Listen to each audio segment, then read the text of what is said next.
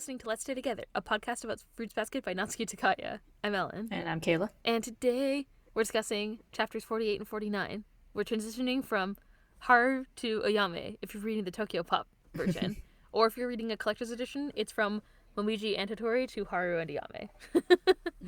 These are the important things to understand. Yes. Very exciting. Yes. Yeah. Still sorry, not sorry that you have to read over 2 volumes if you're reading one of those translations. Want something that's in an actual book form. Eventually it'll settle out again. Yeah, it'll be fine someday. I forget when, but sometime soon. This episode, or these chapters actually kind of like kick off the summer. They're all like, it's summer break. So we're like about to be in the summer arc. Ooh, so exciting. So much drama is going to happen, probably. And by probably, I mean I know. So much summer. So much summer is going to happen, that's for sure. Yeah. I don't have announcements. Let's jump right into it. I just want to talk to you so much about these chapters. It's going to be exciting, I think. I think we're going to have a good time this time. So this chapter 48, opens with our favorite teacher, Mayuko Daisensei-sama, sitting on a desk, arms crossed. She closes her eyes as she delivers the final line of what was undoubtedly an inspirational speech. You don't have to be adults, but be someone who can take responsibility for their own words and actions. Believe it or not, that's actually harder. The students quiver with anticipation as she finishes her speech. And so, the sermon from your teacher is over. Enjoy your summer to the fullest. And do your homework. And the kids freak out, and they toss their books in the air. They cry. A shoe is thrown. You can see in the background. I'll play. I'll eat. I'll sleep. I'll do my part-time job. I won't give a damn about studying, Uo shouts, putting her foot up on a chair on her desk or something. Tohru calmly packs her bag and says, it's going to be a great summer vacation. And Uo's like, I feel so good I could smash a car. Rah! And Tohru is like, that's... Arisa, will you calm down a little? Hana says. And then a page reveals that she's wearing a straw sun hat and carrying a bug net and a popsicle and a beach ball and like an inner tube. Do you call this an inner tube? Because I was writing these notes and I was like, how to describe. Yeah, I call them inner tubes. Okay, that's what I thought. And then I asked my husband, and he was like, I don't know, pool donut? And I was like, what are you talking about? I might generically refer to it as a pool float. A pool float. But that is specifically an inner tube. A pool ring. I don't know. Yeah, it's an inner tube, right? Okay. A pool Cheerio. A pool Cheerio. Actually, when I think of a pool ring, I think of those like diving rings that are the toys that you throw in the pool and they sink and you have to go get them, fetch them. Oh, yeah. That I used to play with as a love child. those. Yeah. Yeah. Yes, so she carries a pool floaty. Anyway, Yuki and what looks like Kyo's 2 best friends question why Hana is leaving. Shouldn't she be taking supplementary classes? I have no use for such a thing, she says. I didn't get a single red mark. What did you say? The 2 friends freak out. So you didn't want to take supplementary classes in a classroom with no air conditioning in this heat, Uo asks, taking the ball from her, and Tohru takes the inner tube. And Hana is like, exactly, last year was terrible.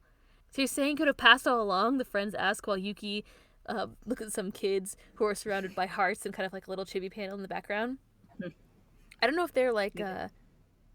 There's, for like the first half of this chapter, there's just like girls following them around. It's kind of hysterical. Yes. With little hearts following them. Yeah, so it just like starts there, I think. Okay. Yeah, so I guess they are. So I said, I don't know if they're coming for Yuki with their attention or just like everyone is all happy about summer break, but I think they're just coming for Yuki with their attention then. Yeah. I think in that first panel with Yuki, there's some in the back and they're saying like Yuki-kun or whatever, so. Okay, yeah, so they're coming after him with their attention. Yeah. All their summer energy. Hana says she has thought about that, but at the end of the day, I realized I don't feel like it, she says. I see, the boys think, and Uo yawns.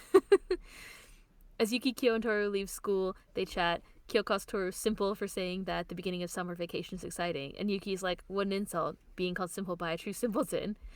And then he also tells Tohru that Shigure said he won't be home that night. Kyo is like, don't ignore me, and then they argue, of course. Tohru starts to get nervous about the bickering, and she distracts them by asking what they want for dinner. Shogayaki, a voice calls. I would like some shogayaki. And it turns out it's Haru, who's standing in a sprinkler at the side of the school. Yuki's like, what are you doing? It's refreshing, Haru says. Kyo grabs Haru's shoulder and says he looks creepy. Gotcha, Momiji says, squirting Kyo with, like, in the face with a little, like, bird-shaped water gun thing. Which I'm sure pissed him off. Like, On hot days, water is the best, Momiji says. Damn happy rabbit, Kyo shouts and then double noogies him in the sides of the head, which he hasn't done in a while, which is exciting. While Momiji was. Kyo-kun, Tohru calls, but it's too late. The sprinkler sweeps back across and then drenches Momiji and Kyo. Kya, we're soaked. We're soaked, Momiji cheers, and Kyo is like, no more mercy, and grumps. Off to the side, Haru grabs Yuki's shirt and says, Shogeyaki is good for dealing with the summer heat. And Yuki is like, I knew that. I'm not sure how. I'm guessing that it has something to do with, like, the ingredients in... Well, I looked up what it is. I'm like, it's a hot dish with ginger. That's not cool. No, I know. I don't know. I mean, it sounds delicious, but... Let me... I think it is. We've probably, like, eaten it. It's probably been, like, a bento and you didn't know. Good for summer.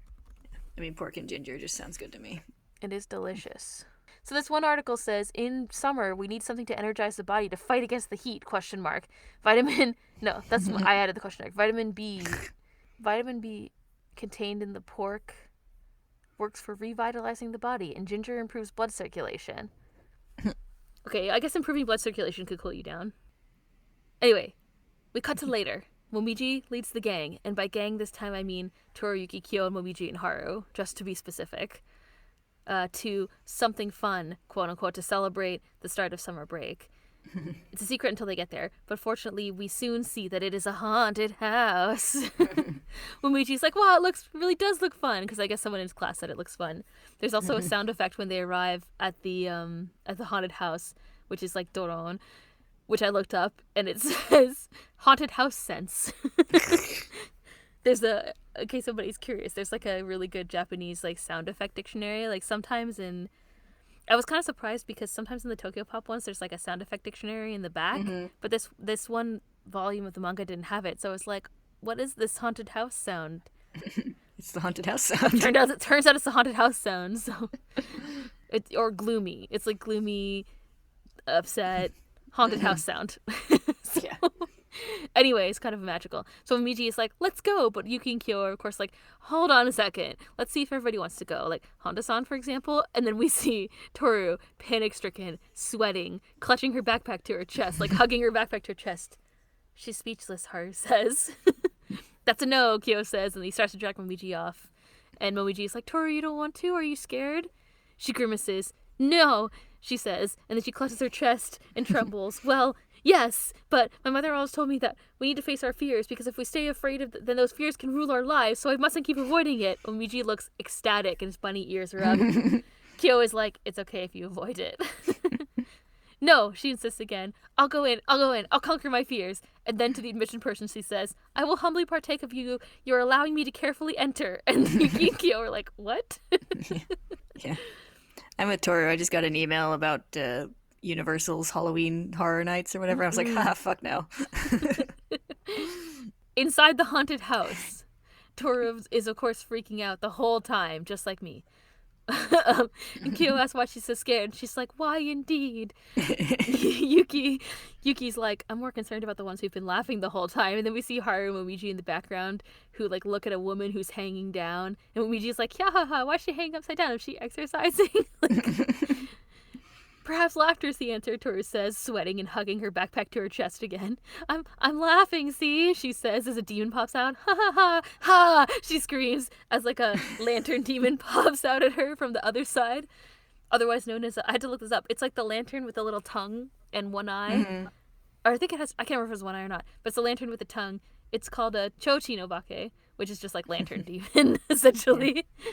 It sounds adorable. A lantern with a tongue, or the word Chochi the no word. Bake. Yeah. Sounds like a good Pokemon. Yeah. It reminds me of like a Cherum. There is a ghost lamp Pokemon. So. Oh yeah, that's right, there is. Yeah. That is true. It's like if there's a oh god, what's the term for these? Yokai? Yeah, and like if there's a yokai, there's a Pokemon based off of it. There's no one with a creepily long neck like the next demon that pops up later in the story. No, we do have the nose one. Yeah, that guy's probably a yokai for sure. Yeah. Nice. I'm scared, Tohru says, falling to her knees and panting. Then she resolves to walk with her eyes closed, and then of course immediately smacks face first into a wall. And Yuki says that she should really open her eyes, but she says that this way is a little less scary. But it turns out that even the spooky soundtrack in the background freaks her out, and she bonks her head on a fake tree. I like how it says like spooky or whatever, which is just like a translation. The sound effect is translated. Mm-hmm. In the Japanese one, it says like toss, like help me, ooh, or whatever. It's really funny. So like even the spooky sound effect is scaring her. It's no good. At this rate, she'll die. Yuki and Kyo think. Give me your hand, they both say at the same time. A moment of silence passes, and by silence I mean no one says anything, but the spooky soundtrack plays in the background. Then Yuki and Kyo, of course, start to argue. Tohru kind of like wobbles to her feet, and then Momiji swoops in and takes her hand. Kyo and Yuki are like, huh?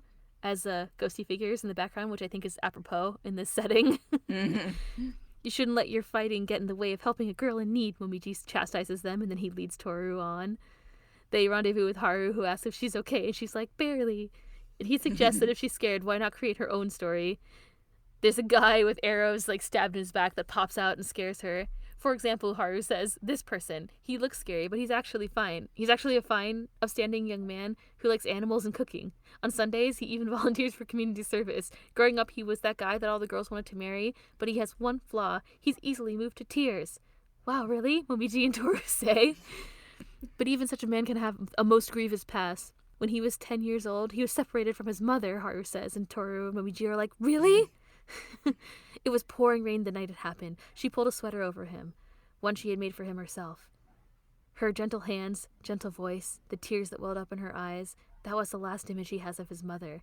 And then we see an imagined woman handing this, like, mannequin a sweater with apples on it, and he still has the arrows in his back and, like, this little imagined scene that Haru's talking about.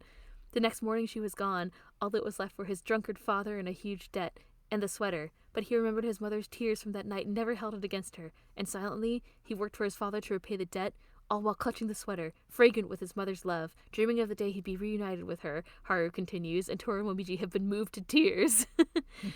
And that day has finally come. She had her reasons for leaving, but she now has come to tell him that she regrets her actions. Let's have the mother explain the rest, Haru says, and then he pulls the head off of like a long-necked demon that pops out of a well.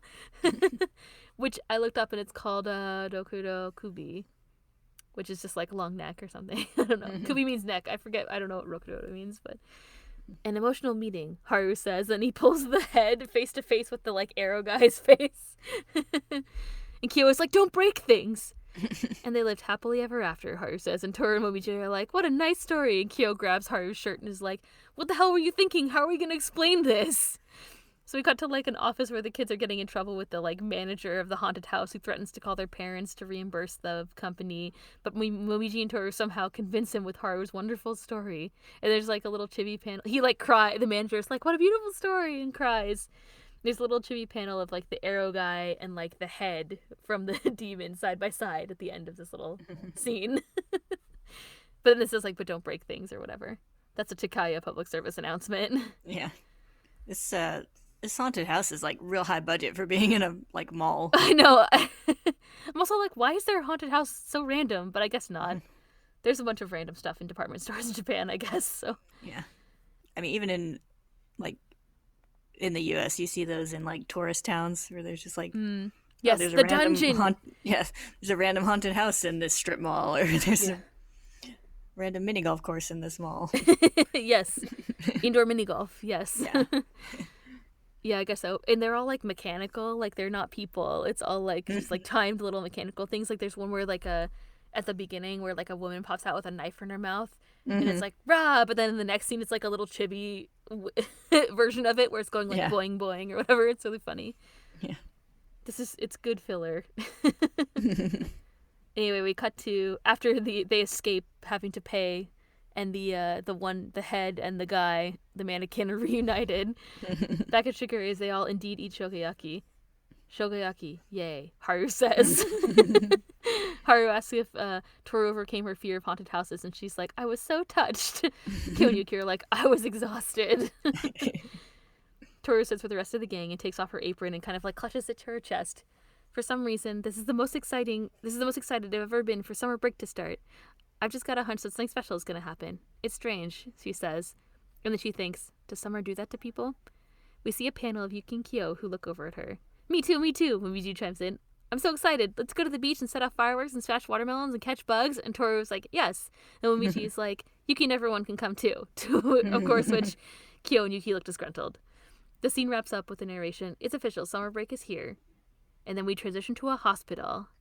A girl sits in the hospital bed, slumped over the, rolling tray thing. I don't know if there's a special word for that. The hospital tray. You know what I'm talking about. Where they bring you food and they roll it over to you. A girl slumps over the rolling hospital tray thing. Hiro enters, carrying flowers.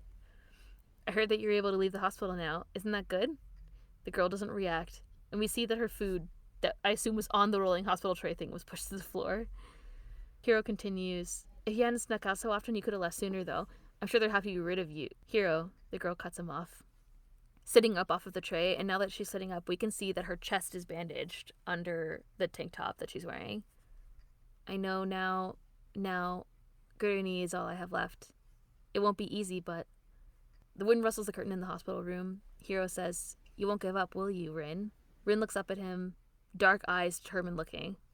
Who would give up? I'll never give up.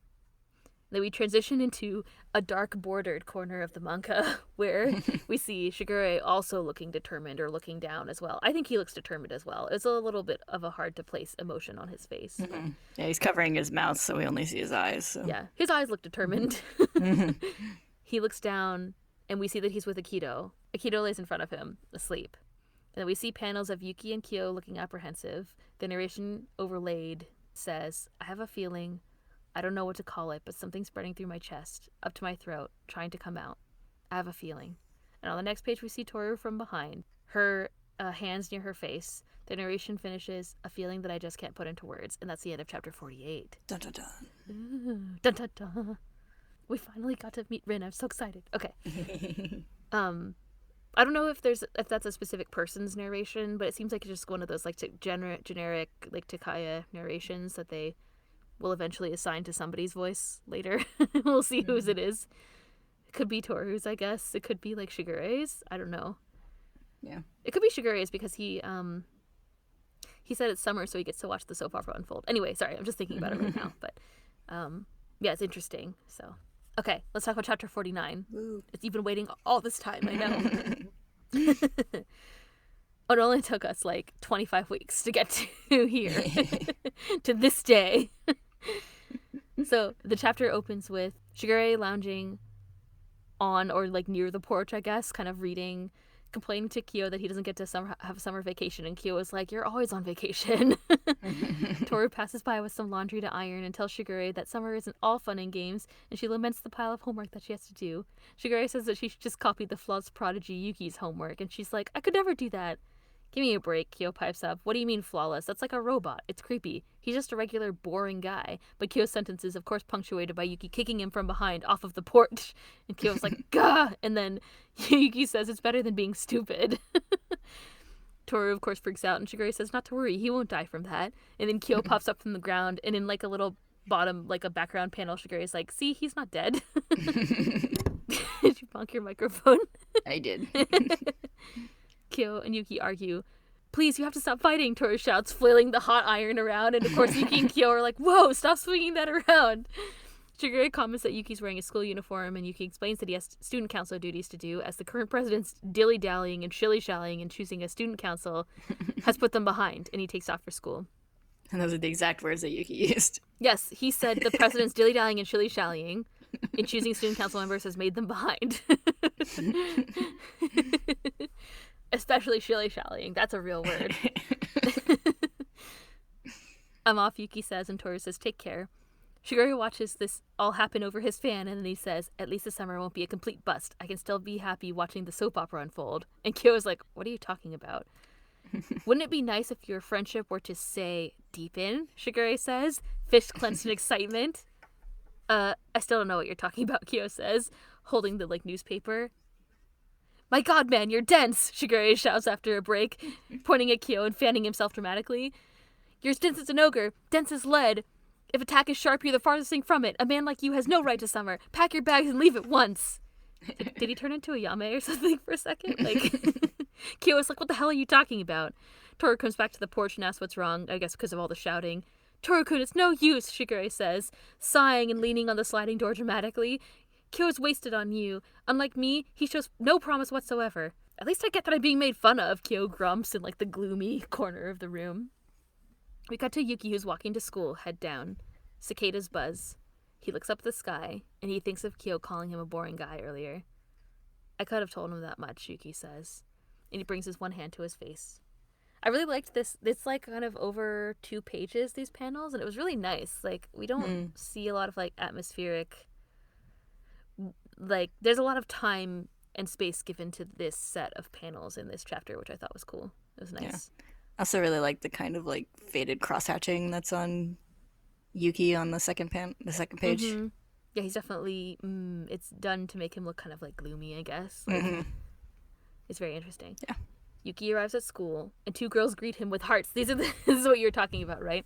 Yeah. Well, I was actually talking about there's some in the previous chapter because they're is like there really? following it. There's some behind them like when they're at the mall. And Oh stuff. yeah, there's a bunch of people saying they look all pretty and stuff. Yes. Yeah. I have a comment about that for the discussion. But yes, you're right. There's a bunch of people saying that they look pretty. the whole 2 chapters. There's a lot of little figures with hearts following Yuki and Kyo to a lesser extent around in these chapters. Yeah, and it's kind of funny because like in this case he passes them and he's just like, hey, and then they kind of like look at each other and they like blush like as if they're like, oh my god, he talked to us. Like that's what it looks like to me, at least. There's no dialogue. Yeah. I think it just says senpai or something. There's like anyway, we see a panel of a hand clenched on some paper and a huff. Yuki approaches the student council room thinking he got there a bit early and that the president won't be there yet. The door is slightly open, so he peers in and is quite surprised to find a girl on her knees on the floor, panting, head down, in front of an open cabinet. Books and papers are strewn everywhere. The girl clenches one of the papers in her hands. He kind of like makes a little rattle sound at the door, and she looks over her shoulder at him, looking kind of angry. She stands quickly, and still without looking at him says, I'm sorry, I'll clean it up. Yuki doesn't know what to say. Who is she, he thinks. It's like she's just gone berserk. Are you feeling all right? Yuki asks, and he holds up his hand as if to touch her, but then she quickly turns away and starts picking up books and papers. She doesn't look at him. I'm fine. Wait a second, she says, and she walks away. Manabe, she calls, into what looks like a closet, or maybe it's another room, like with Megumi's room. I don't know. I was really confident that was a closet, but I'm not sure about this one. Manabe, wake up. Nah, a voice grumps. There's some boy here, the girl says, and we see her standing and talking to another student, a dark-haired boy. Wake me up if there's an alien, he says. Oh, I think it's Yuki Soma, the girl says, and the boy opens his eyes and looks over. Ooh, he suddenly sits up, which surprises Yuki too, so much that he like jumps as well. Why do you wake me up sooner? Now he knows I was slacking. And Yuki is like, The boy is like, no, I wasn't slacking. I'm innocent. I was merely meditating.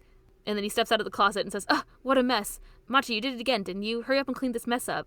He's like, And Yuki's like, eh?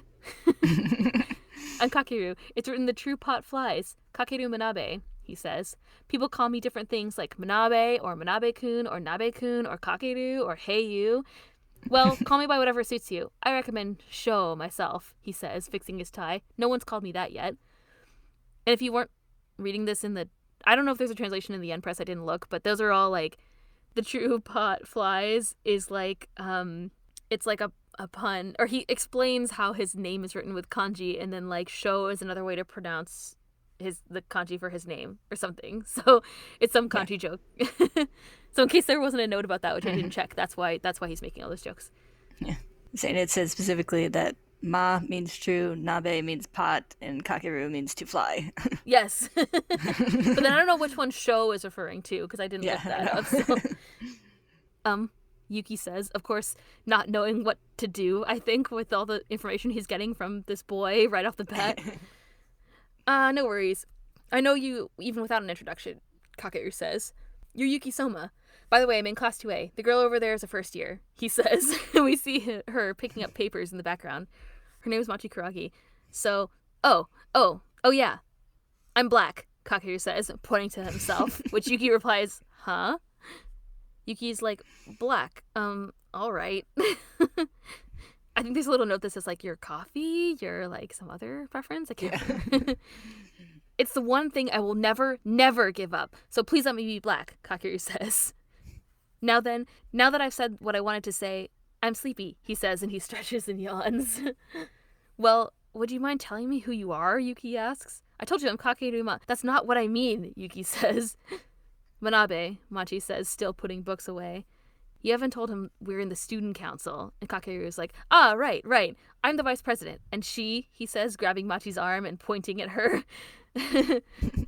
in the super awkward way where he, like, lifts up her, like, I don't know, upper arm. So her arm kind of, like, hangs down, which is really funny. Yeah. She's just, like, letting it Yeah, happen, exactly. Yeah, basically. She has been officially appointed treasurer, so we're the ones who will be working for you as soon as you're sworn in as the new student body president. Now there's just one question I've been dying to ask you. Is this going to be okay? Yuki wonders, quite taken aback by all of the insanity that's going on. You're in good hands, Mr. President, Kakeru says. We're at your beck and call, so don't hesitate to call us for any reason. And so, I'm going to sleep. So I'll leave the rest to you, he says, yawning again. There's something about him, Yuki thinks. Something about Manabe's manners that reminds me of someone. The manner that causes every fiber of my being to scream out in rejection. He's oblivious to the fact that his words and actions grate on others. Realization suddenly dawns on Yuki that Kakeru is just like a Yame. And there's a bunch of ha-ha-ha-ha's around a picture of Ayame, even though he's not even there. Yes, that's the transition is just like at the bottom left-hand corner of the panel, it's like ha-ha-ha-ha-ha-ha, and then it's like at the top, it's like Yame. It's really great. And in the foreground, Kakeru is already gone back to sleep. Sleeping, yes, exactly. While Yuki panics and probably questions all his life choices, the current president arrives and asks what his impression is. Yuki looks up at him, face full of terror and rage simultaneously. You're so impressed you're speechless, Makoto says. Rest assured that I will continue to search for only people of great talent and character to fill the remaining offices.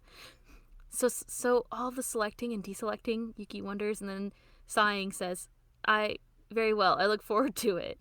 And then we're treated to a ghosty panel as Kakeru's cell phone rings.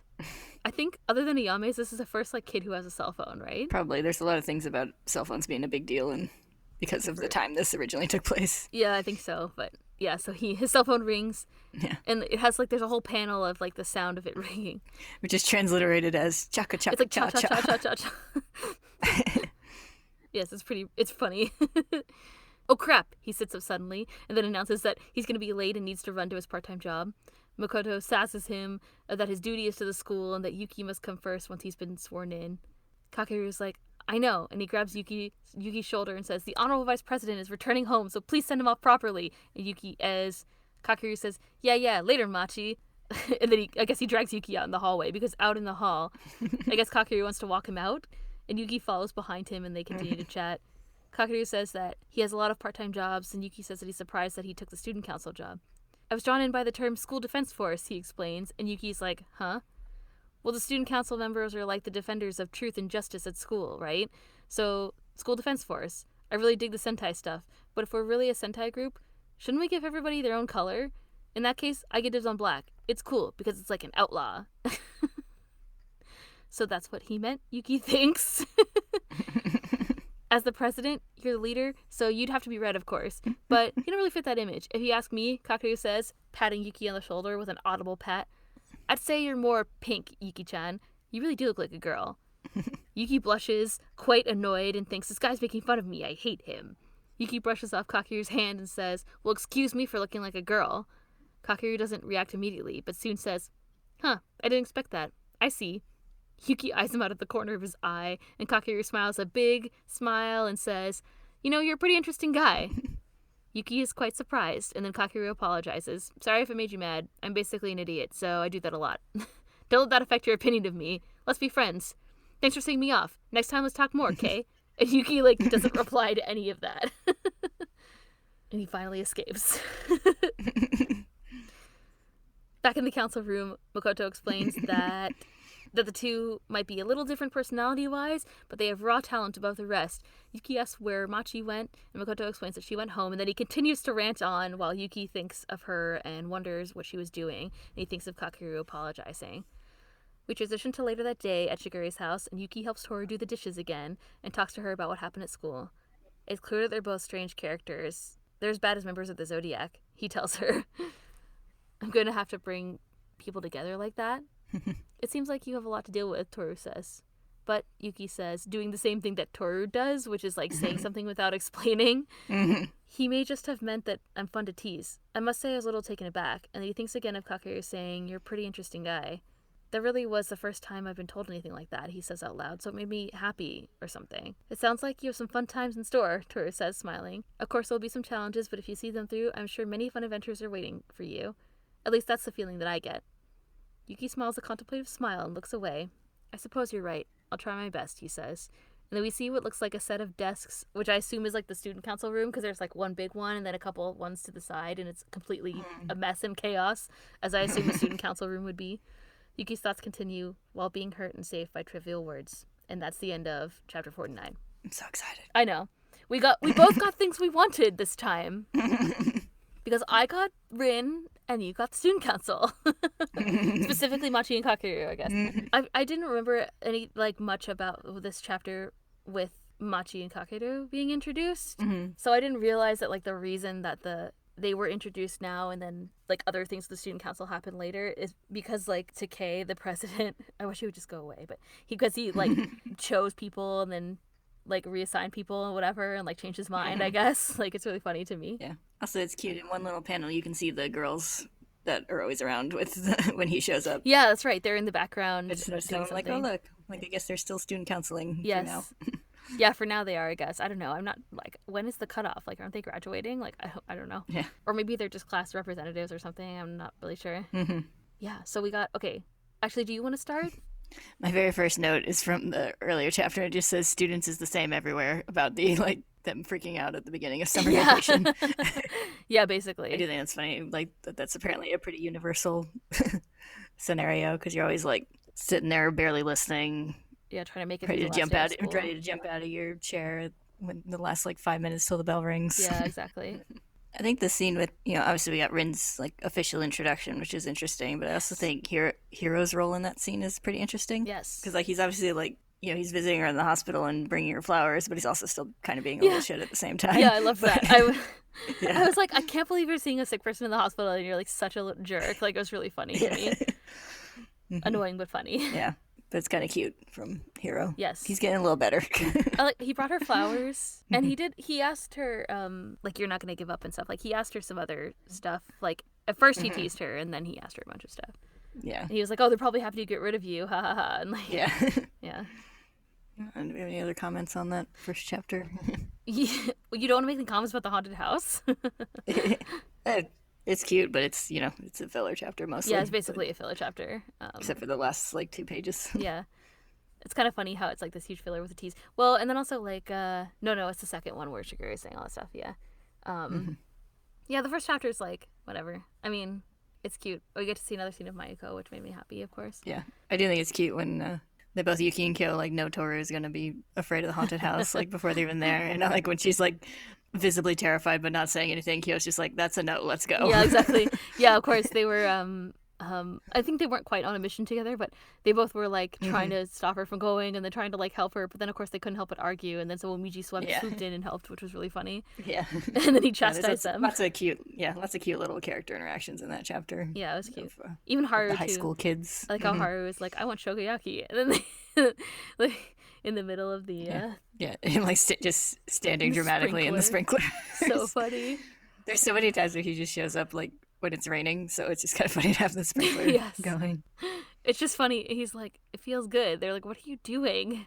Yeah. So funny. He's not even running through it like you might expect a kid to be doing. No, He's just standing there letting it hit him. Yeah, exactly. That's how Haru does the sprinkler. Yes, and then we met Rin. And Rin had a bunch of things to say that were really dramatic. Well, actually, she only had one thing to say that was dramatic, which was that the only person she can depend on is Shigure, of all people. Yeah. Well, it kind of made it sound like he's her last resort rather than being a person she can trust necessarily. So yeah, it sounds like that. And then we cut to him looking sketchy at AF with Akito, of course. So. Yep, and that she's not giving up on something. Yes. And that's it. Yep. It's all very mysterious. Yeah. dramatic and mysterious and foreshadowy. Mm-hmm. Yeah, the whole ending of that chapter and that volume by, default is really kind of ominous. Mm-hmm. Because like beforehand, they're all like, "Oh, I'm so excited for summer. It's gonna be great," and then it gets all these like dark panels and Yeah. this ominous something is coming Yes. stuff. Yes. And like everybody's like textured. Like Yuki and Kyo look really like concerned at the end. Kind of like they're shown in these panels like kind of out of context. Like they're just kind of there. Mm-hmm. So like the imagery that we get is like Akito with Shigure, and then there's like a panel of Yuki, panel of Kyo. I can't remember what order, and then a page with like Tohru from behind, Mm-hmm. kind of like with her face in her hands. So it is very ominous. Yeah. Yeah, it's interesting. Yeah, so let's talk about the student council, your favorite. I'm excited. Yes. Oh wait, sorry. Before we talk about that, I have one thing. This is related to the other chapter, which is why. So yeah, we briefly talked about how you said there's a bunch of girls and people saying like, "Oh, they're so good looking and stuff." The Soma kids, Yuki in particular, but then like when they're walking around like at the department store, there's also a bunch of random people who are like, "Oh, so pretty." Yeah. Which I think we've seen before, but it was kind of interesting how much it was emphasized in these chapters. Mm-hmm. And the question that I have for you is like, what is there something that's like thematic about this being like that? Like we've seen that they stand out. The Somas seem to stand out because they're like good looking, but like Yuki and Kyo are really uncomfortable about standing out. We've seen so far, and then also we have this like weird. I find like it's weird that they're known to be like good looking, but then like they have this curse that encourages them kind of to like not be close to people. Mm-hmm. So like I wonder, is this just like here's like all the good looking guys that you want for like this shoujo manga, or is there something like actually thematic about it? I wonder, because like it's called out so often in this in the pages in the like someone you had to go Takaya had to go out of her way to draw those like people and people saying that stuff. So Yeah, I mean, I do think it's kind of a thing like that, like makes it just harder on them. yeah, they stand out for a lot of reasons everywhere they go. Mm-hmm. Yeah, and like things that would normally make them like, give them like, I don't know, social benefits, I guess, in life.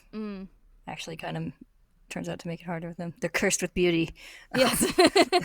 Yeah, you're right. You're right. I think that's an interesting way to put it. Things that would normally give them social benefits make their life more challenging. Because, like, you normally want to, like, get to know people or, like, be seen as be good looking or, like, being, like, Yuki's constantly thinks that people don't think that he's interesting or whatever. But, like, stuff like that. Yeah, like usually you see like flawed quote unquote characters in some kind of things, you're like, oh no, they're so popular and good looking, how terrible for them. But in this case it kind of is. Yeah, it is, because as soon as someone gets close to them, like that relationship is gonna get it has a high potential to get really messed up. So yeah, I don't know, I just thought that was interesting that it was touched on so many times in this one span of time.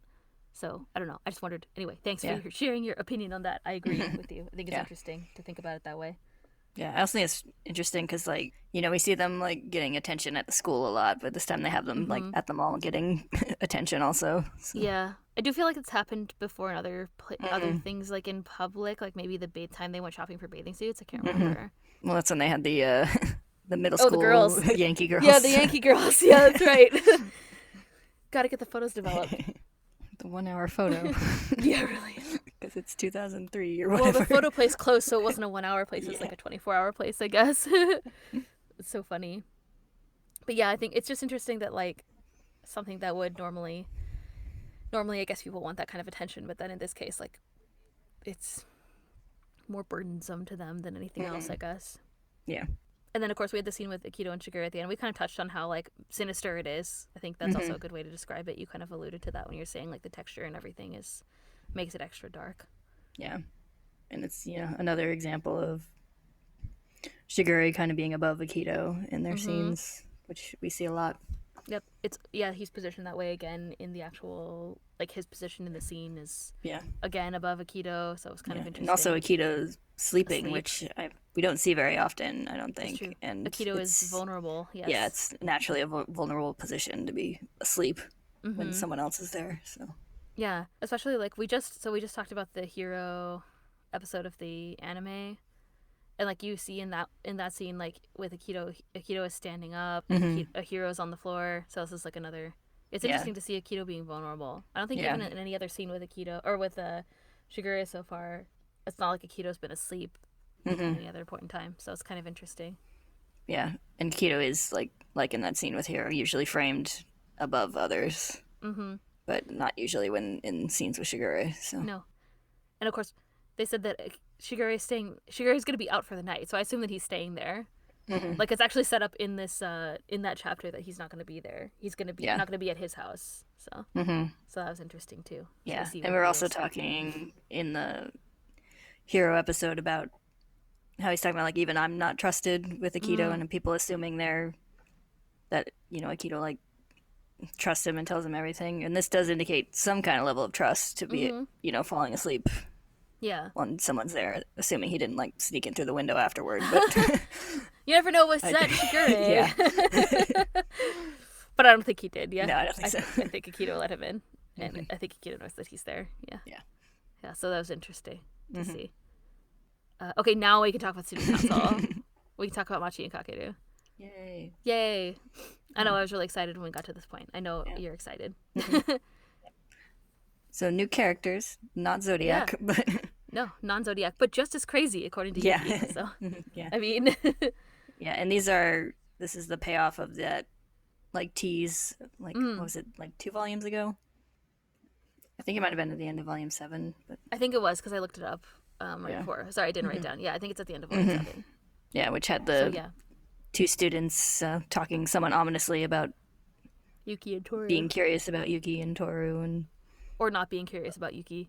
yeah, and alluding to being in the council. So Yes. Yep. So that's them. That was them. Yep. It's no longer a spoiler. So yes, yeah. it's Kakeru and Machi. Yep. So we don't learn too much about them except that they're gonna be in the student council, and they're both weird. Yeah, they're both very interesting. Yeah, One might say. yeah. So we got Machi who's torn up the room for some reason, Yeah. and then cleans it up badly, Yes. and seems to be very curt in the way she talks. Yeah. She also, I like how she's like, I think Yuki's here. I think Yuki Soma is here. Like she doesn't know what Yuki, she doesn't know what Yuki looks like. Yeah, Like, does anyone in school not know what Yuki looks like? yeah. He has But like yeah, gray it's like hair. I think it's Yuki Soma. It's like How probably could it not be? Probably. could be someone else, but I think it's Yuki Soma. I think it's Yuki Soma. And like in addition to being curt with her speech, she kind of like Yuki tried to like almost like touch her or something. Like he held his hand out and she like kind of moved away really quickly. Like she was not having any interaction with him. Yeah, So I think that's kind of an interesting, almost like reversal, yeah, I know. because you usually have Yuki kind of like pulling away from people. Like we've seen him like, this is a, like dramatic scene early on where it shows him like pushing the girl away who was trying to confess to him and hug him. That has him like dancing away in the anime, but Yeah, right. Yeah, he like pushes her away, right? yeah. But Yeah, in there's- general, he's avoiding contact with people. But in this case, he actually like reached a hand out to Machi, and she jerked away from him. So it's kind Yeah, it of was very interesting. interesting reversal there. Yeah, and I have a little note that just says like there's this whole theme of like touch. So like Kakeru touches him I think twice. He like pats him on the shoulder a couple of times, and then he tries to touch Machi, and she like kind of turns away. It is an interesting like reversal because normally, you're right. Normally people are trying to reach out to him, or like the scene that I thought of. It reminded me of when Tohru did his tie for him, like really early on, like Yeah. probably like the second or third chapter. And he was like, "You're not sickened by me" or whatever. So it's like I feel like it's like rehashing that. It's really interesting to me. Yeah. And I think it's showing some of Yuki's development in that he's a little more, Yeah. he's able to reach out to another person and not be too bothered by another person touching him and stuff at this Yeah. point. He can deal with her shit. Yes. Yeah. Instead of being kind of in his own, like dealing with his own kind of situation. He was really concerned about her. Yeah, and the touch thing with Machi is also interesting because you said, like, Kakeru, like, holds onto her arm in a later scene, which she doesn't seem too bothered by, Yeah. That compared was to, like, interesting, jerking too. away from Yuki. So they're implied to be fairly familiar with each other in some way. Yeah, but then she calls him Minabe, which I thought was interesting as Yeah. well. So she's pretty curt with him. She just calls him only by his last name. So even though they seem to know each other, and he's like, "This is Machi," and Yeah, he calls her by Machi. given names. So. Yes. So they seem to know each other, but Yeah, it's not really clear exactly what kind of relationship they have with each other, but there's some kind of familiarity there. Yeah, it seems like. Which was also implied in their conversation when we first saw them teased. Yeah, that's true. That's true. I also like how she just waited for Kakeru to explain everything. Yeah. So Yuki's like, "Who are you?" And she's like, "You didn't tell them that we're in the student council." And then Kakeru's like, "Oh right," and then he like goes into this whole other rant. So it's like she could have just said like we're in the student council, but she's like, "You didn't tell him that." It's really funny. Yeah. It's very interesting. I forgot all these things about Machi. I was really excited when I read this because I feel like it's just been a long time since I don't know. Yeah, I think these are very interesting introductions for these characters. Yeah. It's also interesting because we don't really get their deal right away. So like whenever we have like a Soma that's introduced, they always talk to Tohru and they tell her all their feelings. But like in this case, like we don't know what their motivations are. Like we don't know why Machi like destroyed the council room. Like we don't know why is Kakeru like Ayame or whatever. What is his motivation? And why does he want to know people? Yeah, that's another thing that implies the familiarity between them, because when he sees the torn up room, he's like, Machi, again? Yeah. He's like, oh, you did it again. Yeah. Such a mess. And then he doesn't do anything about it. He just like shrugs it off. It's really interesting, yes. Oh, and then I also like how the president is like, I picked people who have like good raw talent or whatever. And it's like, what raw talent? What are you talking about? Yeah, it's really funny. Yeah, actually, it makes me wonder, like, do they have good grades? Are they in a lot? I don't know. It's like what made him decide like these people have the talent to be on the student council with Yuki. Yeah, these interesting people have good raw talent. Like what could it possibly be? Yeah, I don't know. Who knows? I can't imagine either of them having particularly good grades, frankly. Yeah. But yeah, they seem like the smart but low achieving types. Yeah, I think so. And also, like, they said Machi's in first year, so it's like, how can you pick someone in first year? I mean, I guess it's like, it's not president or whatever, but it seems kind of weird to pick someone from first year for the student council too. So yeah, it's a little maybe I don't know how it works in Japan, but I know some places like try to have representatives from all the years. So well, I think like, I don't know how it works in Japan. I did do some Googling about this because I was curious right before this, but like, I think what it is they have elected positions, and then they also have representatives from each classroom. So like, it's still interesting that you have a first year who's like has a position that's not representative, I guess. Yeah, because I think Yuki was the representative of his class before. Yeah, and I think the other girl too. There was that one time where they were talking about the culture festival, and or maybe not the other girl. Maybe it was just Yuki. I don't know, but yeah. Yeah, so I don't know. It's kind of interesting that she was chosen for that too. Maybe it's just her raw talent. I don't know. Yeah. Yeah, it's really interesting. I think Takei's just a crazy person, but yeah, it's fine because then now we end up with like drama inserted into the series, which is great. Yep, mix things up a little bit with some new characters. Yes. And I think the last scene that Yuki and Kakeru have is really interesting. Where they interact, because he like actually like riles Yuki up to the point where he like gets visibly mad, which he doesn't really do outside of home. Yes. He's like, oh, I wasn't expecting that. You're an interesting guy. And Kakeru's just like, oh, that was interesting, and then apologizes. Yeah, it's really funny. Yeah, it's a cute interaction. It's also unique for Yuki. Outside of he says they're just like somas, and that's kind of a reaction he only really has around his family. So that's true, yeah. But he's always talking about like how he's trying to hold up like the princely attitude at school for people to like him. Yeah, he really let his guard down in front of Kakeru. Yeah, and him calling him interesting is a nice callback to the beginning where he's talking about being a boring guy after Kyo told him that. Yeah, it's well set up in this chapter that Kyo says that, and then he thinks about it, and then Kakeru calls him interesting. So it's very nice. Yeah.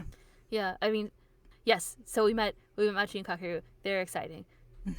We also had Yuki and Kyo fighting in these chapters, and like I didn't include a lot of their fight dialogue because it wasn't as interesting as like other times. But essentially, what they were doing was they were still doing the thing where they like pick on one thing that really bothers the other one. Yeah. So like Kyo called him boring, and then Yuki called him stupid. So like, and that was the whole thing that was back and forth in chapter 49. I can't remember exactly what it was, but it was very similar in 48. Yeah, it's kind of. I noticed it's almost by rote at this point, Yeah, Like they these just aren't like like start. these aren't like really angry arguments. This is just like they're arguing because they argue, and that's what they do. So Yeah, it's like, they're still in their like holding pattern. mm-hmm. They were getting kind of like better, and then I think the true form happened, and then that things kind of went downhill from there, and now they're in this kind of like same situation. It's the same every time where it's like this Yeah. bickering. Yeah. But in this case, these specific thing that Kyo said really bothered Yuki, but then Kakeru kind of like turned it around, so that was kind of interesting. Mm-hmm. Yeah, these chapters are, especially the second, it's exciting to me just because, new characters, new interactions, mixing stuff up a little Yes. bit. So I'm excited for both of them. I really yeah, like Rin. I'm really excited to yeah, see more Rin. mm-hmm. I forgot also, like, I felt like her scene at the end where Hiro talks to her kind of like gave me some chills. I was like, ooh, like I'll never, I can't give up. Who would give up? I'll never give up, or whatever she says. It's like, Yeah, what are you working? I don't know. It's just like really interesting. yeah. Where are Rin's you also going? just like a very striking character visually. Yes, her eyes are so striking. Yeah, like she doesn't really look like anyone else in the series. So whenever she No. shows up, you're always like, oh, Whoa. Yeah, exactly. so, Even like, I guess like the direct comparable is like Hana, but even Hana doesn't look like her. Like Rin has this very interesting like allure, even in the way that she's drawn. It's funny, and like her when she looks up and her eyes are like super like dark and determined, I was like, whoa, like it's yeah, really very serious. She has this kind of like dour aesthetic yeah. every time, but really intense. So yeah, it'll be Well, I exciting. mean, because she shows up at the end of a pretty lighthearted chapter, and it just immediately kind of brings the drama. Like just Yeah, even before they start talking, just the second you see her, yeah. you can just kind of tell something's getting serious. Something bad. Something. Yes, things are not good. She's like flopped on that thing from the hospital, the tray, and it's like, Yeah. like really, just also really deject, kind of like depressed looking, just like Uo in that one scene in Kyo before. Yeah. And Hiro comes in and he's like, "They're gonna let you out. Aren't you happy?" Blah blah blah. It's like, bro, like chill. Like something's really wrong with her. Like, so yeah, it's very interesting. Yeah. Yeah, she is. You're right. Yeah, she doesn't really look like anybody else in the series. It's kind of interesting in that way, in her face specifically, I think. Yeah. Yeah. She also has this kind of like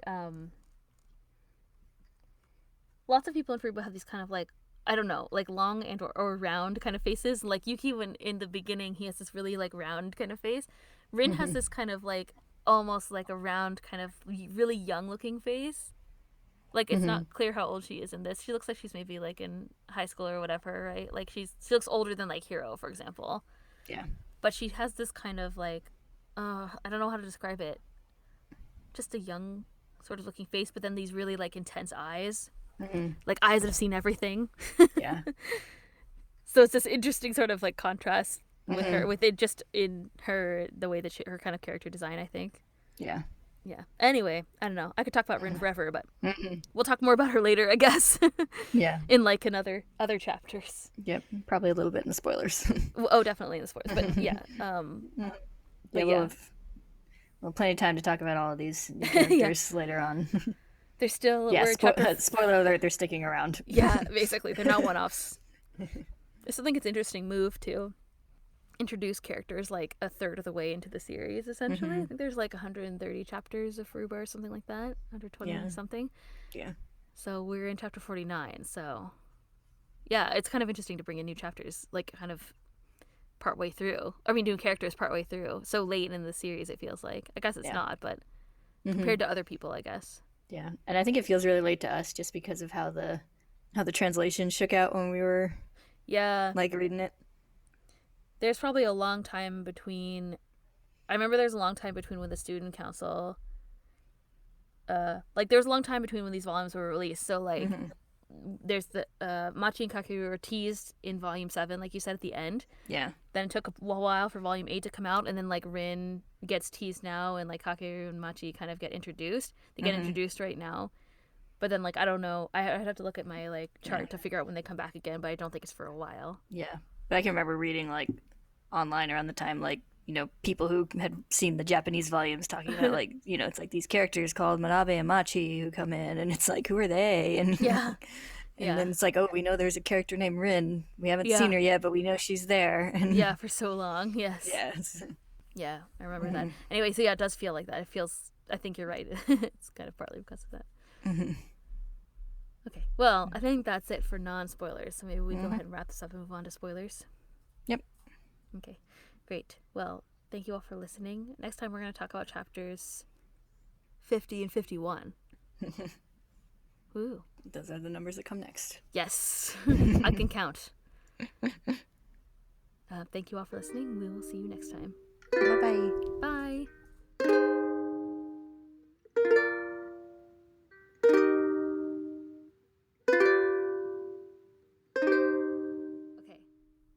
Okay. It's time to talk about spoilers. Yay. Yay, how excited So are many you? spoilers. How excited are you for Machi and Kakeru? I'm so excited. Yes. The student council stuff's some of my favorite stuff, so. I kind of like, I really like Yuki Machi stuff from later, but I never think of this, I never really think about their like scene where they meet. It's like, it's funny pretty to think interesting. that this is how they meet. Yeah. He like shows up and she's like done her freak out thing, and then he's like, kind of like, he tries to like help her and she doesn't want anything to do with him. Yeah, there's really a lot in this first scene. So much. That pays off later for Yeah. both of them. Yeah, I didn't realize. I did think it was really interesting that she calls Kakeru Manabe, especially considering that they're like kind of related. Aren't they like half siblings? Yeah, they're half siblings. There's all backstory there too, but it's just, Yeah. I don't know. I just find that really interesting.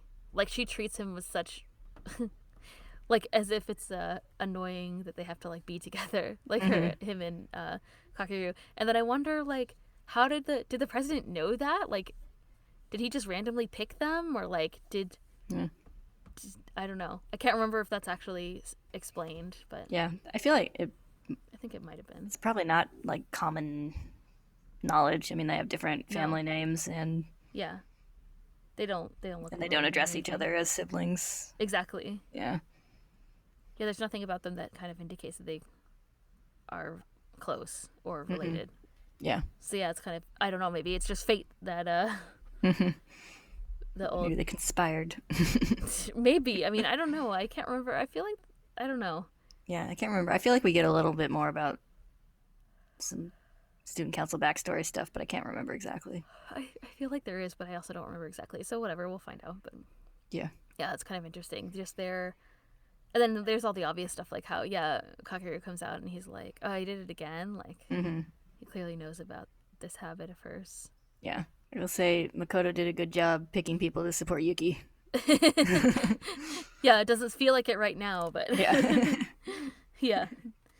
I think like that's maybe he's like super empathetic and he can see that they're like that's what he meant by raw talent, which is like people who are actually like really cool deep down. They're weird sort of like they're like whatever he said, different, quote unquote different personality wise, but their talent is being able to like be supportive of each other. Even like Kimi and Nao, so yeah. They're fun too. It'll be fun to meet them. Yeah, I'm excited. Yeah, they're more comedy characters than Kakeru and Machi, who have their comedy hints but are also more in-depth characters. Yeah, but they're fun. It's true. Yeah, it took me a minute to realize that was probably supposed to be the student council room, that last panel. I think, did it? Yeah. There's some Mogeta on the desk. Oh, I should have mentioned that before, but I guess it's... But yeah, it's kind of a cute, like, you know, knowing how everyone winds up at the end, it kind of makes me go like, oh, I'm like, oh, they've got this nice, messy working area together, where they're all... Yeah. They're like getting stuff done. Looks like they're serious. I think this is like, it's funny how you said that they're, well, like Yuki thinks that they're like the Junichi, and then you said that he gets mad like he does like at home, like he acts around Kakeru, he acts like he does at home. And I feel like this, like the student council is like Yuki's found family, really. Like, yeah, I mean, it's obvious, but like it's even set up now, so like that space, the way that it's kind of represented is, it feels, it's, I don't know, there's something about it that's drawn in a very like homey kind of way, even though it's clearly like a office at a school. Yeah, it definitely looks comfortable and quote unquote lived in. Yeah, there's like a little cactus, there's like a plushie, Mogeta plushie. Yeah. So yeah, and it looks like they were kind of, the chairs are all kind of like turned, like they're talking to each other or something. Like, it's an interesting little space at the end. Yeah. I just feel like they needed to be introduced now for Yuki's character development because Mm-hmm. I think he was like as far as he could go with just Tohru, Mm-hmm. like helping him, Yeah, you and know. Kyoto antagonize him. Yeah. And he's been kind of, we're talking about him and Kyo being in a holding pattern. But I Mm-hmm. think Yuki specifically has kind of been in a holding pattern since the end of the True Form arc. Yeah, I think so. Mm-hmm. Well, he specifically said it himself. Like, he's like, I'm gonna put a Mm-hmm. lid on all my feels. Yeah. So he's just kind of been kind of drifting through Yeah, recently. the I don't last think we've couple even had chapters. much that focused on him Not since, other than recently. like the time with like Haru, when Mm-hmm. he like goes to talk to Haru, but most of it hasn't been Yeah. specifically. Because like I guess Ritsu was introduced and stuff, so that was a couple of chapters, and then Mm-hmm. I think there was some stuff with like Toru and Kyo. I'm trying to think of what else, and then I don't know, Hero, I guess maybe no, yeah, right, yeah, that's after the Mm-hmm. true form. Yeah. I'm so confused now. I feel like Yeah. it's like weird deja vu every time we record. It's like, didn't we talk about this before? Oh yeah, we did. Yeah. Yeah. Or every time we But talk about the anime. I mean, yeah. Mm-hmm. But yeah, so like he needed something to shake him up, yes, I and think so. these two are gonna shake him up real good. Yeah, like this is Yuki and Machi's meet cute. Yeah. Which when I thought that, I laughed out loud like I just did. I was like, haha. Yeah. She's so against him. It's really funny. Like Mm-hmm. she's just like I'll clean it up, and just like doesn't talk to him. Yeah, she's entertainingly standoffish in her first Yeah. appearances. Yes, entertainingly standoffish. Mm-hmm. It's a good way to describe her. Kakeru is whatever the opposite of that is. Entertainingly boorish. I don't know what's the opposite of standoffish. Stand too Stand- close. Yeah, stand upish. Stand on. It's stand onish. Puns are good. Yeah. Yeah, even his interaction with Kakeru is so interesting. I see why people ship them so hard. I was like, whoa. Yeah. I'm one of those people that are adorable. I'm sorry. I know. They are adorable. I agree. I mean, I think Machi and I Yuki like is him with adorable Machi. in a different They're way, cute. but Yeah, but not to get all theoretical, but it's like he's like Kakeru's expression when he says, you really do look like a girl. It's like really interesting. It's like this very like soft, like it's like, is he teasing him? Like, I don't know. It's very interesting. It's like it's this one little panel and he's kind of like being very earnest. And I don't know. It's very interesting and strange. Anyway, like, and Yuki's so affronted. yeah. He reacts so strongly. Yeah, I don't know. And then Manabe's like, let's just be friends. Like, I don't know. He's a really interesting person. Anyway, yeah, this whole scene, I was like, okay, I see. I mean, Yeah. I never didn't see that, but I especially see it. Yeah. I feel like Yuki and Machi have some more like dramatic scenes Yes. of like relationship development, but Yuki and Kakeru have a lot of little ones throughout the series that I really like. Yeah, he So. just has little things. He does all these little things, and I feel like Kakeru is to Yuki what Tohru is to everybody else. Mm-hmm. Like this person who's just kind of there, and every time they have a little stumble, he's there to reassure Yuki that things are Yeah. gonna be okay in his Yeah, own and like it weird is- way. Yeah, and they just become such like good, normal, healthy friends, which like Yuki doesn't have any of. No, Like there's later scenes of them where there's like even when other things are going on, they're just like going off to hang out and stuff. Yeah. It's nice. It makes me happy for Yuki. yeah, it's nice. Mm-hmm. It's really they're very important to his character development, and therefore we like them, right? Yeah, and now it's exciting. It's finally Yuki's turn, right? Mm-hmm. Yeah, and like this scene where he says like you're a pretty interesting guy, and that catches Yuki off guard. That reminds me another scene that I really like with them is like the next time they meet during the first student council meeting. Yuki gives this like kind of sad speech about like I'm gonna do my best and please support me or whatever with the student council or whatever. And Kakeru just immediately was like sure thing with a grin, and Yuki's so taken aback by that. It's really cute, but It is cute. it just reminds me of that because they both have that kind of setup where he says something and He just kind of I kind feel of like he takes just, Yuki off guard. Yeah. yeah, but like in a way that helps him feel better. Yeah, like in a positive way. Like, Yes. like that made me feel good, and things don't make me feel good. Yes. He said that. He literally said that to Tohru. He was like, Yeah. that was the first time I've been told anything like that, so it made me a little happy. Which is really which is Yeah, sad, but, it's but well, it good. is sad, but it's from someone. I mean, I think Toru's told him stuff like that, but I think it's like from someone that's not her, right? I think he just means Yeah. from like a friend or like another person. Hmm. Hmm. From a quote unquote normal person. Yeah. Well, Toru's not a normal person either. Yeah. None of them are. Hmm. Hmm. Well, there's a lot of interesting things that are about to happen, but none of them Hmm. involve student council. Anyway. Yeah. Yeah, it is kind of interesting that we have them like introduced here, and then we have this whole dramatic. Sorry, I hit Bowie's cage. Oh. This whole dramatic Gesticulating. beach arc. Yeah. Well, not even. We're not And, even. I'm not even talking about the beach arc. So, like, the next but chapter, it's Uo and hmm Kureno's meet cute, yeah. and then there's some backstory about like Hana Hmm. and her family, and then there's like backstory with Kyo Hmm. and his father. So we're not even in beach territory yet. We're Yeah, that's the just next the next volume, I think. next But volume. it's just kind of funny that we have some of this like, Oh yeah, and the hat. Oh, Rin comes oh, we're back going to with the introduce a hat. bunch of characters, and it's like all this dramatic stuff elsewhere, and then come back later. In like 3 volumes or 4 Yeah. volumes. Yeah, we come back to them. Yeah. Yeah. There's a lot of summer foreshadowing though in the Yeah. that first chapter, Summer is great, 48. guys. Summer is great. So great. Isn't Yeah. summer great? I feel And then like at the end, it's like I feel like something stuff's bad is gonna happening. happen. Yeah. Yeah. I feel like this feeling in my throat Yeah. or whatever. Yeah, in my chest. Hmm. In like the dark, scary panels that we know that Takaya draws. So Hmm. it's like, oh, okay, that's ominous. We'll see. Oh yeah, we're in spoilers, Yeah. so yeah, beach arc, Hmm. Yeah. which is definitely dark and ominous, I think, in a certain Hmm. way. So many cute Yeah. things happen though. I know. It's like there's lots of cute scenes in the beach arc that I really So love, many but good there's like a ones. lot of really, really dark shit too. There was oh yeah, totally. Well, that's how Furupa is. You get something cute and then Yeah. you get something dark. It's the yin and yang of manga. There's like there was a Yeah. thread in the Kyoru channel of the Discord that I'm in that was like top Kyoru moments, and there was like 3 from the beach arc, and I was like, yeah, well, Yeah. Yeah. They have a lot of cute stuff there. it's great. Yeah, because they get isolated Hmm. because Hito keeps calling people to isolate Toru, but is like, I hate Kyo, so here you go.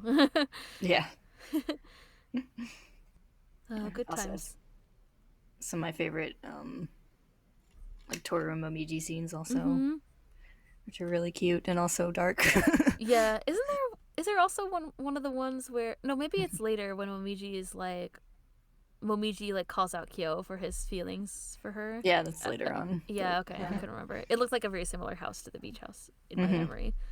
This is the one where he gets like his like face scratched trying to protect Yeah, Toru from that. Akito, and then they have their like matching bandaged faces the next day, and they're just like, oh, Yeah, it's a secret together, which is like adorable and awful at and the also same sad. time. Yeah. Yeah, yeah, yes. And then there's the lame fireworks, which is really funny. Yeah. I was just also thinking like when the sprinklers splashed Kyo, it reminded me of the wave, and I was like, yay, Yeah. the beach! It's like my favorite scene and one of my favorites. See. Yeah, you can. Damn you, see. Kyo's like, come at me. That and I feel like that's one of my favorite random scenes, and then the other one is when Kagura like bitch slaps Toru, which I always laugh at, even though I think it's supposed to be serious. But Mhm. and then Rin fights with her, and I'm like, yeah, go Rin, that's right, you stand up for Toru. Anyway, that's a completely random fact about Yeah. me that nobody asked for, but those are some of my favorite moments. Mhm. Also get Going against the sea. yeah, we get for the stag beetles. Oh right. Yeah, there was Momiji was like, let's catch bugs, and Toru was like, okay, Yeah. that's what they Yeah, it's do. funny, like that list of things he says, like they do all those things Yeah, they do. in between all Smash all the watermelon. drama. Doesn't Toru try to smash the watermelon with her hand too? Yeah. I love the little drawing where her hand is all like wibbly wobbly. Yeah. She's like trying not to cry, and they're like, "Did that hurt?" And she's like, "No." No. Are you scared? No. Yeah. I'll just close my eyes. Tour running around the haunted house was hilarious. I loved it. Yeah. He's bumping into stuff. Like, even And it's funny that the spooky music is soundtrack scary. scares her. It's like I imagine it being like one of those like Halloween haunted sounds Yeah. CDs from the 90s. Yeah, me too. That's exactly what I imagined it like. It's like ooh. Ooh. The little sound effect that it was. Hold on, wait. I think I have the volume with me. Yeah, it says like ooh, oh, help me, oh, like that's what it says in Japanese. It's really funny. So I think it's exactly that. Yeah. You know, like chains clanging, Mm-hmm. etc. It's pretty rad. And we also get our first mention of breaking the curse, technically, in this chapter. Yeah, because Hiro is like, "What are you gonna do?" And she's like, "I'm not gonna give up." Mm-hmm. Give up on what? Question Yeah. mark. Mm-hmm. And she's convinced Shigure has the answers, which Mm, he doesn't, but no, but I think he'd like her to think that he does. yeah. He's the closest. He's got the closest thing to answers. I Yeah. think. Yeah. I think Shigure and Rin's interactions are always pretty interesting. Yeah. This whole like, this is like my favorite. I'm so excited. Like the beach arc is really great, but really my favorite part is when Tohru and Rin realize they're both trying to break the curse. Mm-hmm. It's probably like I don't remember when it starts. It's a little bit after the beach arc, and it's just Yeah. like they're on a mission together, and Mm-hmm. it's great. And then they're kind of running around and like trying to do different stuff or talk to people or like talk Rin trying to talk to Shigure and Mm-hmm. Toru tries to talk to Shisho. It's all very interesting. Mm-hmm. I like that part. It's Yeah. a lot of drama, but then it's cute because then they like hang out. I like to Yeah. imagine them with like a big board where they're trying to put their clues together. There's like nothing on it. And they're like, It's like Shigure says that the box is important. And Toru's like, Rin likes pudding. There's like a there's a separate Toru has a little like note board, like boards for every one of the somas that has like a list of things they like and don't like.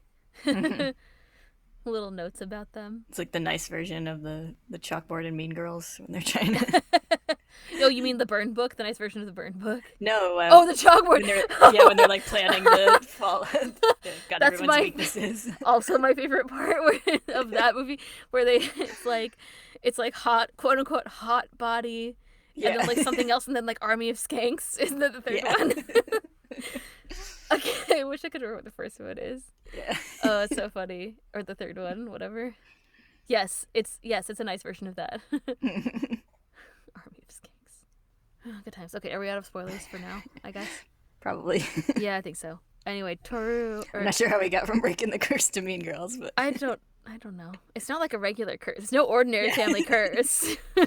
cool curse. It's a cool That's what curse. Akito's saying.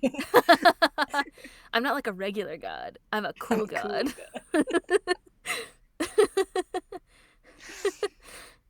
All right. I guess that's it for this episode.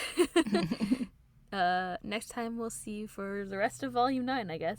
Or at least for the next 2 chapters of Volume 9. Yep. Which is the Yame. That'll be exciting. Mm-hmm. We're in the snake chapters. Because I'm a snake. Snake, yeah. I was about to say, I'm not a regular snake, but... I was like, I'm not a regular older brother. I'm a cool older brother. Great. Perfect note to end on. We'll see you next time. Bye-bye. Bye.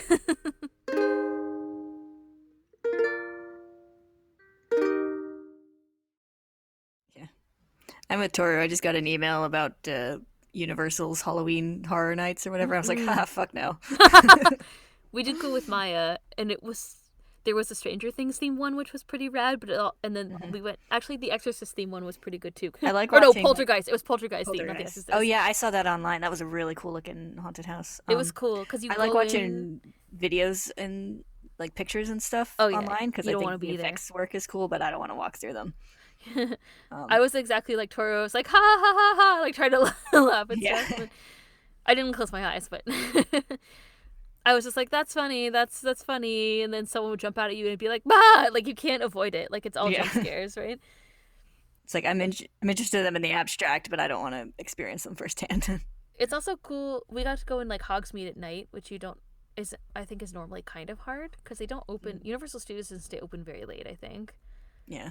Unless they have special days or something. But like, so we got to go in Diagon Alley and Hogsmeade at night, and that was fun. Like that was cool. I guess it was Diagon Alley because I think it's only the one park. Anyway, it was pretty cool. But we did have to walk through a herd of scary clowns, and I was like, I gotta get out of here. I can't. Yeah, it was funny. the poltergeist one is really cool because you go into, you like walk through the cemetery, so you go into the house, like you're in like the dirt, and it was like all moist and it smelled like dirt. It was really cool. And then you go, then there's all the like other stuff that happens, but that I liked that part. Yeah. And the Stranger Things one was pretty rad. They had a bunch of people dressed as like 5 people dressed as like the Demogorgon from the Upside Down. It was hilarious. Some kind of like prop thing that like opened the mouth. I was like, this is terrifying and amazing. I just want to stare at your costume for like 5 more seconds. Yeah, there was like a few years back there was a like American Werewolf in London house. Ooh, that was really fancy. cool. It had like really cool werewolf puppets and stuff. Nice. But yeah. Yeah, and apparently there's whole like storylines and shit every year. So it's like all these like a character who's like running it and stuff. It's pretty cool, but yeah, I don't want to be there. Yeah, but pass. Yeah.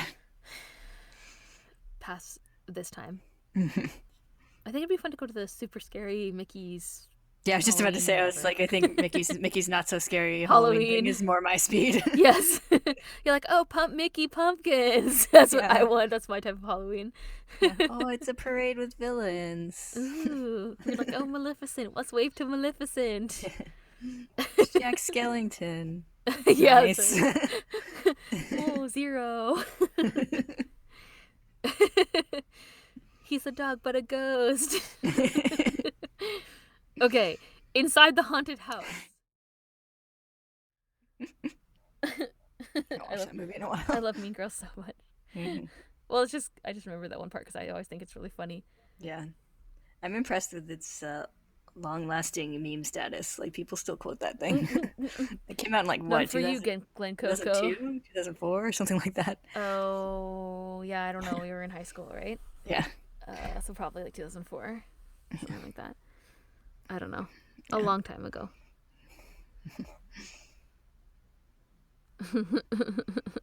I still see people like, you can't just ask people why they're blank. Yeah. Stop trying to make blank happen. Stop trying to make blank happen. It has universal appeal. I once met someone who had never seen it, and I was like, excuse me? Don't you love Tina Fey? How can you be against this? Or like, how can you not have seen it? Yeah. Also, like, it's like on October 3rd, he asked me what day it is. October 3rd. Yeah. That always pops up like on Tumblr every year on October 3rd, but it's also the day of the like Full Metal Alchemist stuff. So it's like all these like dramatic Full Metal Alchemist posts, and then they're like, it's October 3rd. Why not both? That's my question. There was one that combined it that had like someone like asking Ed what day it was, and he was saying it's October 3rd, but then like tearing up, and they're like, oh shit, I'm sorry. It's October 3rd. On October 3rd, I asked him what day it is. Yeah. Oh, that's funny. That's fine. I remember when I first watched it, I had no idea who like Tina Fey or Amy Poehler were, and then when I watched it when I was like a couple years older, I was like, oh shit, look at those two in this movie. Yeah. My other favorite scene from Mean Girls, not that we're not on a rant, but or tangent, my other favorite scene is when they go to Regina's house, and then they go in, and the little sister's dancing to like Milkshake and like belly dancing. Yeah. It's so good. It's so wholly inappropriate and amazing. Yeah. That girl. That's another thing I get quoted a lot is the like, I'm not like a normal mom. I'm a cool mom. That's also funny. I'm not like a regular boss. I'm a cool boss. Yeah. I say it all the time.